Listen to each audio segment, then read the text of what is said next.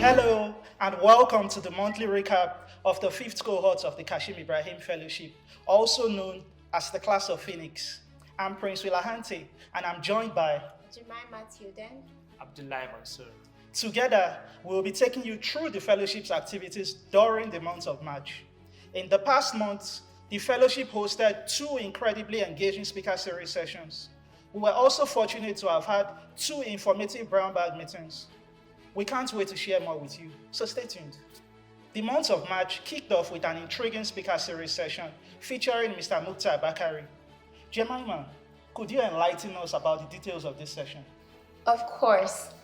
Fellows had a refreshingly different type of speaker series with Kachifos publisher Mr. Mukhtar Bakari.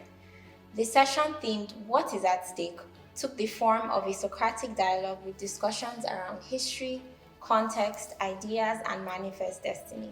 What deeply resonated with me was Mr. Bakari's statement, good public servants recognize that their first service is to the people, not their principals. Mr. Bakari ended the session with a much needed call to action for young Nigerians such as ourselves to recognize that we are leaders of today, and if we do not conceive our own ideas, we will perpetually live in other people's visions. It was a powerful session, and I left with a resolve to create structure and delve into leadership now and not tomorrow. Indeed, it was, Jemima. We had a brown bag meeting hosted at the Ministry of Business, Innovation and Technology. Abdallah, could you share with us some of the main takeaways that you gathered from the session? Absolutely, Prince Will.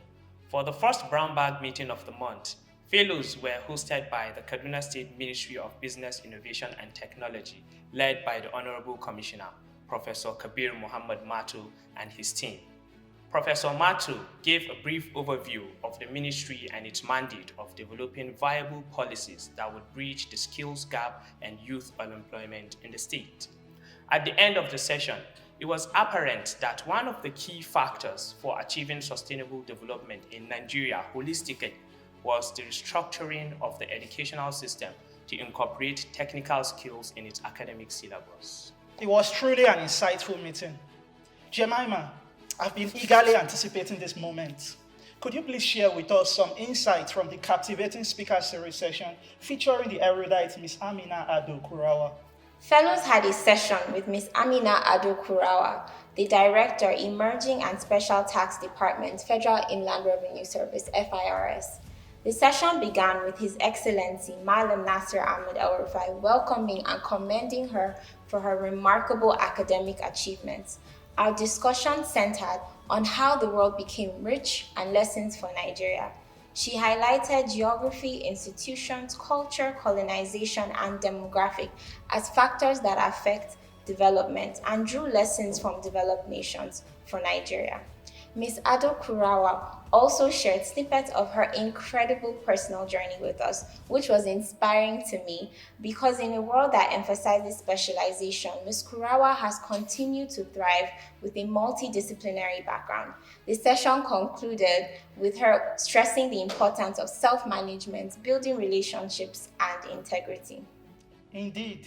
Thank you, Jemima. Abdallah, as we concluded the month's activities, we had the pleasure of being hosted to a brown bag meeting at your current MDA, the Kaduna Facilities Management Agency. Can you walk us through some of the noteworthy moments and key takeaways from the session? Definitely. Fellows were hosted by the Kaduna State Facilities Management Agency, KADFAMA, led by the Director General, Muhammad Dayabu Paki, and members of the KADFAMA team. The agency was established on the 23rd of December 2015 via the Kaduna State Government Gazette Law No. 16, in line with the administration of Malam Nasir El-Rufai's quest to salvage the decayed infrastructural status of the state's ministries, departments, and agencies, and to ensure efficiency in the maintenance of same. Over the years, the agency has developed a consistent approach towards asset management across all ministries, departments, and agencies of government, and has also renovated over 500 state-owned facilities, thereby significantly improving the quality of service delivery in the state. The agency is fully committed to fostering participation and inclusion of women and persons with disabilities in its internal administration and structure. It has established crèche centers in various government facilities across the state to support nursing mothers within these organizations. It has also incorporated RAMs, special desks, and parking lots in all renovations designed to ensure accessibility for persons living with disabilities. The meeting was incredibly engaging, and it was evident how the agency's work significantly impacts the productivity of government workers in the state.